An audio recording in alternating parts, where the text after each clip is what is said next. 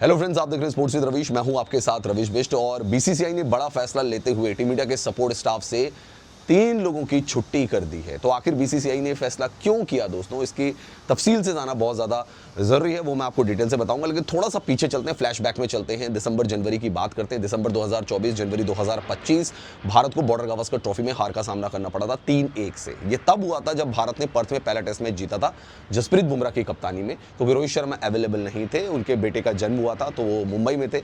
बाद में आकर उन्होंने स्क्वाड को ज्वाइन किया था। तो डिस्पाइट द फैक्ट कि भारत ने पहला टेस्ट मैच जीता पर्थ में, उसके बाद भारत सीरीज को हार गया।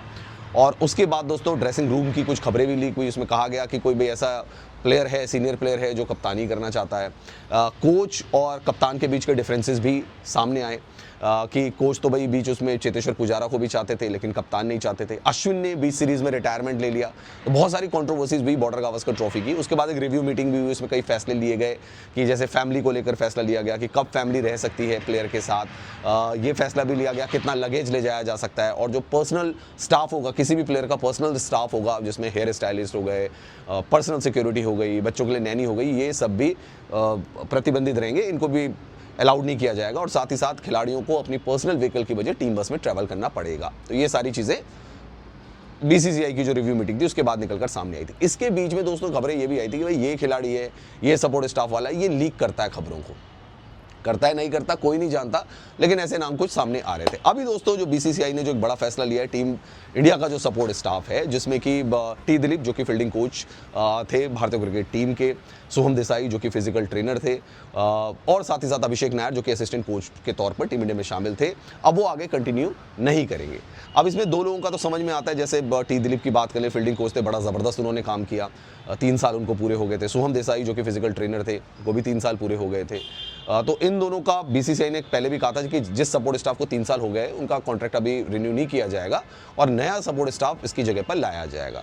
लेकिन अभिषेक नायर को सिर्फ दोस्तों 8 महीने हुए थे, सिर्फ 8 महीने हुए थे। उनके कॉन्ट्रैक्ट को क्यों नहीं रिन्यू किया गया, ये एक बड़ा सवाल है।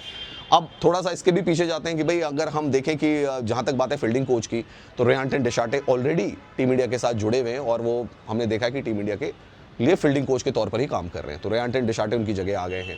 अभिषेक नायर की जगह शितांशु कोटक को as a batting coach team India में इंक्लूड कर लिया गया है। और हमने ये भी देखा है कि भाई डिमांड की गई थी कि भाई शितांशु कोटक को लाया जाए। बॉर्डर गावस्कर ट्रॉफी में जिस तरीके से भारत की बैटिंग फेल हुई थी, तो शितांशु कोटक बड़े उम्मीदवार थे और फिर उनको टीम इंडिया में शामिल कर लिया गया था।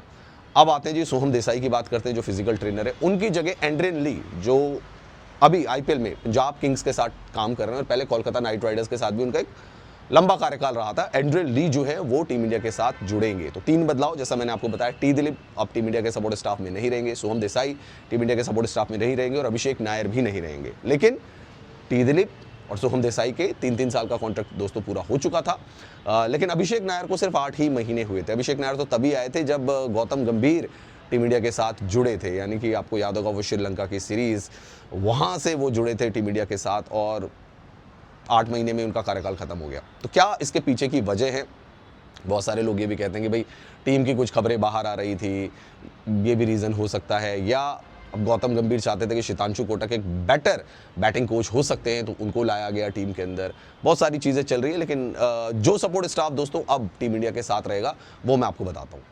तो दोस्तों भारतीय टीम के सपोर्ट स्टाफ की अगर बात करें तो स्टाफ में जो ट्रेनिंग असिस्टेंट हैं राघवेंद्र दयानंद गरानी, फिजियोथेरेपिस्ट के तौर पर कमलेश जैन, मसाजर के तौर पर अरुण कनाडे, चेतन कुमार और राजीव कुमार रहेंगे। इसके अलावा टीम ऑपरेशन मैनेजर रहेंगे सुमित मल्लापुरकर और सिक्योरिटी मैनेजर भी रहेंगे। और इसके अलावा और भी जो लोग रहेंगे वो समय समय पर सीरीज़ के अकॉर्डिंग चेंज भी होते रहते हैं। तो ये इंडिया का सपोर्ट स्टाफ रहेगा।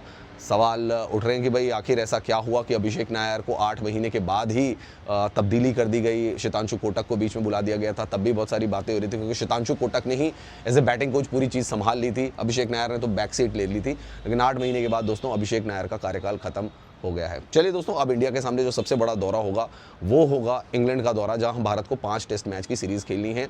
आईपीएल के बाद ये दौरा शुरू होगा जून में, 20 जून को शुरू होगा और इसका जो आखिरी टेस्ट मैच है वो 31 जुलाई से शुरू होगा।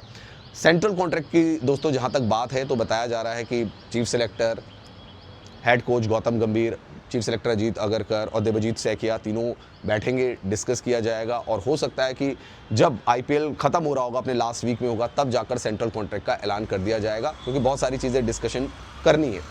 विमेंस टीम की जहाँ तक बात है, उनका सेंट्रल कॉन्ट्रैक्ट ऑलरेडी अनाउंस हो गया है, बट इंतजार किया जा रहा है मेंस टीम का।